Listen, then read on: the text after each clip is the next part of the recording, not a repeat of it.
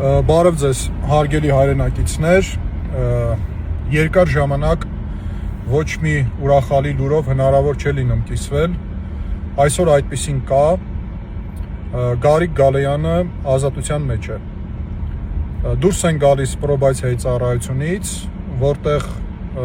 հանվեց արդեն էլեկտրոնային հսկողության սարքը և Գալեյանը այսօրվանից լիակատար ազատության մեջ է, հիշեցնեմ, որ հանրության մեջ լայն ճանաչում գտած դատավոր Մասիս Մելքոնյանի դատավճռով Գարիկ Գալեյանը դատապարտվել էր 2.5 տարի ժամկետով ազատազրկման, մեր վերաքննիչ բողոքը բավարարվել էր մասնակի և պատիժ էր նշանակվել կրկին ազատազրկման ձևով 1.5 տարի ժամկետով, մենք բողոք ենք ներկայացրել, վճռաբեկ բողոք ենք ներկայացրել, բողոքը դեռևս վճռաբեկ դատարանի տիրույթում է, պատասխան չունենք, բայց քանի որ Գարիկ Գալեյանը այս 1.5 տարվա ընթացքում գտնվում էր կալանքի տակ, սկզբում բանտային, իսկ այնուհետև տնային, իսկ լավ գիտեք, որ կալանքի, խափանամիջոց կալանքի 1 օրը հաշվարկվում է որպես ազատազրկման 1 օր, ուստի 1.5 տարին լրանալուց հետո խափանամիջոցի Գարիկ Գալեյանը այսօր ազատ արձակվեց։ Հիշեցնեմ, որ առիթ ունեցել եմ այդ մասին խոսելու, հիշեցնեմ, որ Գարիկ Գալեյանը առաջին մարդն էր, որ իր նկատմամբ ոչ մեծ և միջին ծանրության նման հանցանքների համար ազատազրկում էր նշանակվել դատարանի դատավճռով,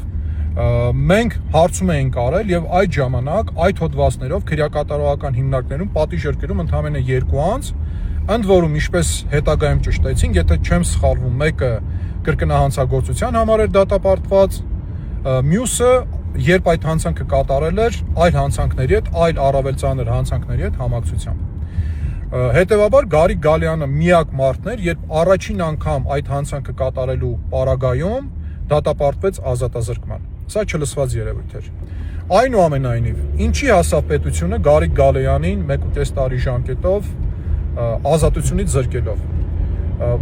Փոխվեց արդյոք Գարիկ Գալեյանի նպատակը կամ Գարիկ Գալեյանի բաղթակից ծնողների նպատակները փոխվեցին արդյոք։ Երերաց արդյոք Գարիկ Գալեյանի կամքը կամ վճռականությունը, ամենևին։ Ինչպես Գարիկ Գալեյանը և նրա բաղթակից ծնողները շարունակել էին պայքարը, նույն ուժգնությամբ, նույն հաստատակամությամբ շարունակելու են և ես հանդիսանալով նրանցից շատերի պաշտպանը կարող եմ ասել, որ նրանց